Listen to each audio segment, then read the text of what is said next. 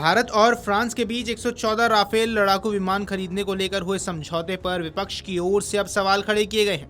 हालांकि इस मामले पर अब सीधे फ्रांस के राष्ट्रपति इमैनुअल मैक्रों ने ही समझौते का बचाव करते हुए अपना पक्ष रखा है। उन्होंने कहा कि भारत और फ्रांस के बीच वैश्विक रणनीतिक साझेदारी दोनों देशों के लिए अद्वितीय है। फ्रांस के राष्ट्रपति इमैनुअल मैक्रों ने गुरुवार को भारत के 114 राफेल जेट खरीदने की योजना का बचाव किया। इमैनुअल मैक्रों ने इस खरीद समझौते की आलोचना पर भी जवाब दिया। मैक्रों ने कहा, हम स्वदेशी घटकों को लगातार बढ़ा रहे हैं। ये कंपनी और आपकी सरकार के बीच चल रही बातचीत का हिस्सा है। मुझे नहीं पता लोग इसकी आलोचना कैसे कर सकते हैं, क्योंकि इससे आपका देश मजबूत होता है। फ्रांस के राष्ट्रपति इमैनुअल मैक्रों ने कहा, हमारी सिर्फ रणनीतिक साझेदारी नहीं बल्कि एक वैश्विक विशेष रणनीतिक साझेदारी है जो भारत और फ्रांस दोनों के लिए अद्वितीय है। राफेल के मामले में हम इसका विस्तार करना चाहते हैं। भारत ने कुछ ही दिन पहले राफेल 114 मिसाइलों की नई खेप लेने और सह उत्पादन करने की अपनी इच्छा की पुष्टि की है। इस नई खेप में मेक इन इंडिया मुख्य आधार होगा।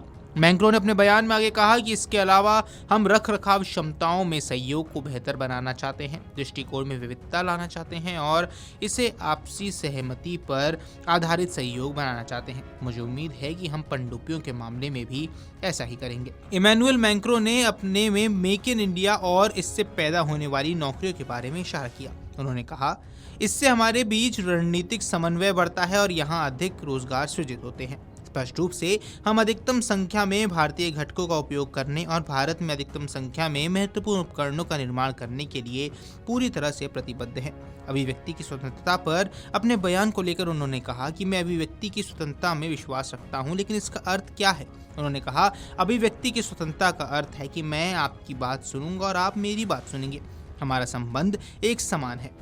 अभिव्यक्ति की स्वतंत्रता का बचाव करने वाले बहुत से लोग बिना किसी पारदर्शिता के पूर्वाग्रह से ग्रस्त होकर और अपने राजनीतिक एजेंडे के साथ एल्गोरिदम के आधार पर ऐसा करते हैं। उन्होंने आगे कहा, यह अभिव्यक्ति की स्वतंत्रता नहीं जब लोग स्पष्ट रूप से घृणास्पद भाषण, नस्लवादी भाषण को हर जगह फैलाने में मदद करते हैं, तो यह अभिव्यक्ति की स्वतंत्रता नहीं है। मैं वास्तव में सम्मान और पारदर्शिता पर आधारित अभिव्यक्ति की स्वतंत्रता में विश्वास रखता हूं। आपको बता दें, फ्रांस के राष्ट्रपति इमैनुअल मैक्रों का यह बयान ऐसे समय पर सामने आया है जब एक हफ्ते पहले रक्षा मंत्री राजनाथ सिंह की अगुवाई में रक्षा अधिग्रहण परिषद यानी कि DAC ने 114 राफेल लड़ाकू विमानों की खरीद को मंजूरी दी थी। करीब 3.25 लाख करोड़ रुपए की इस मेगा डील को मैक्रों की भारत यात्रा से ठीक पहले हरी झंडी मिली थी। गौरतलब है कि भारत और फ्रांस के बीच 114 राफेल लड़ाकू विमान खरीदने को लेकर हुए समझौते पर विपक्ष की ओर से जो सवाल खड़े किए गए, उस मामले पर अब सीधे फ्रांस के राष्ट्रपति इमैनुअल मैक्रों ने समझौते का बचाव करते हुए